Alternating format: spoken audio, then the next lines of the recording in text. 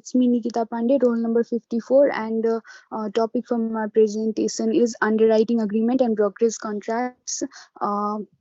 In I've given underwriting agreement, overall introduction and objective of underwriting agreement, types of underwriting agreement, and brokerage contract. Uh, Next slide. In underwriting agreement is an agreement entered by company with one or more person called underwriter who undertake to sell the securities or shares of company in return of the amount known as underwriting commission. Underwriting is a key function of finance world and is performed in banking, stock market, and insurance sector.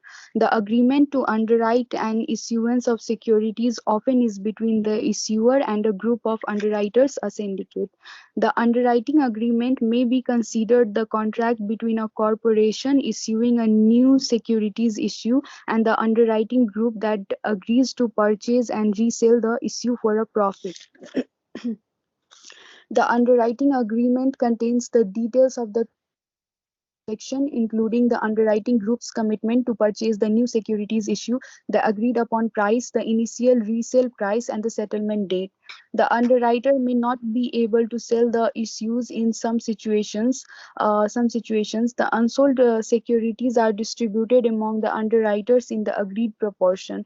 There are a number of financial institutions, commercial banks, insurance companies, as well as a number of private companies which provide underwritings. Objectives of underwriting agreement.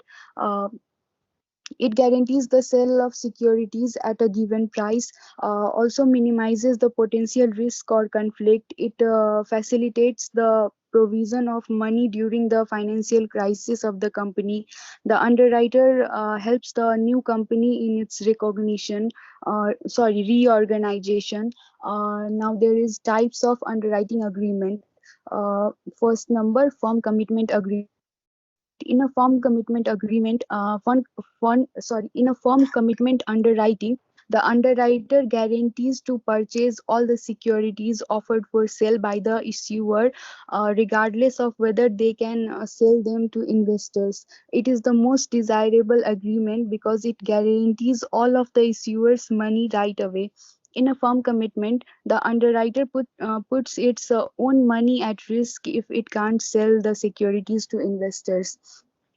Second number, best efforts agreement. In a best efforts agreement, underwriting agreement, underwriters do their best to sell all the securities offered by the issuer, but the underwriter isn't obligated to purchase the securities for its own account. Any shares or bonds in a best efforts underwriting that have not been sold will be returned to the issuer. Third is mini maxi agreement. A mini maxi agreement is a type of best efforts underwriting that does not become effective until a minimum amount of securities is sold. Once the minimum is met, the underwriter may then sell the securities up to the maximum amount specified under the terms of the offering. All funds collected from investors are held in escrow until the underwriting is completed. If the minimum amount of securities specified by the offering cannot be reached, the offering is cancelled and the investors' funds are returned to them. Fourth is all or none underwriting agreement. With an all or none underwriting, the issuer determines it must receive the proceeds from the sale of all of the securities. Investors' funds are held in escrow until all of the securities are sold.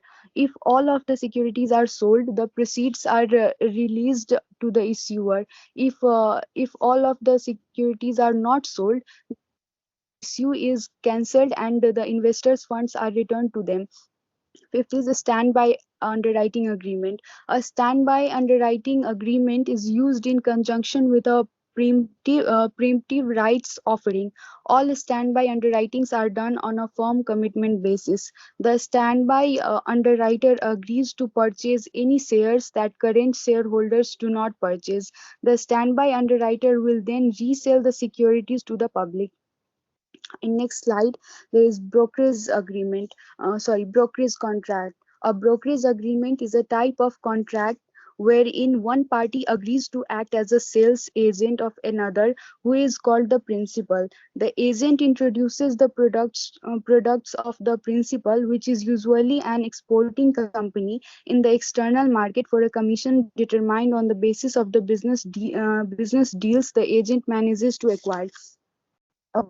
A broker usually receives a commission under the brokerage contract.